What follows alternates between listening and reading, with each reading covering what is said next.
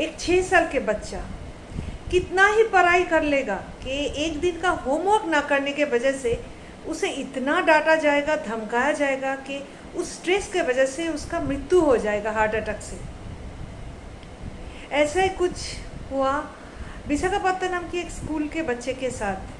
प्रणय 6 साल के बच्चा स्कूल गया, टीचर ने बुलाया, उसका होमवर्क नहीं हुआ, टीचर के पास गया, टीचर ने उसका कॉलर पकड़ के, शर्ट पकड़ के अपने तरफ खींच खींच के उसे डांटा, धमकाया, मारा भी। और उसको इतना स्ट्रेस हुआ कि उसका हार्ट अटैक हो गया ऑन स्पॉट, और वो गिर पड़ा टीचर के गोद में ही।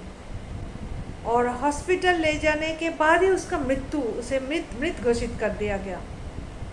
मुझे एक चीज़ समझ में नहीं आता है कि बच्चों को पढ़ाया कैसे जाता है, कैसे प्यार से उसको समझाया जाता है।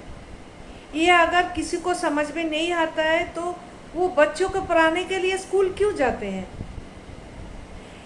डॉक्टर, टीचर, ये ऐसा नोबल प्रोफेशन है कि इस प्रोफेशन में एक गलती, एक गलत स्टेप किसी का जान ले सकता है, किसी का ज़िंदगी बर्बाद कर सकता है।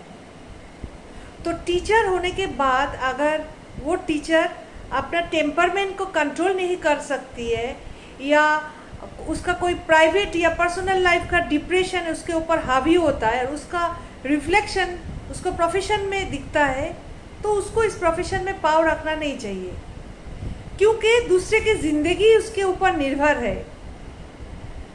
प्रणय के लिए मैं जस्टिस, और उस माँ के लिए, और प्रणय के माँ के जैसे और सभी माँ के लिए मैं कामना करती हूँ कि ऐसे इंसिडेंट और कभी किसी के साथ ना हो।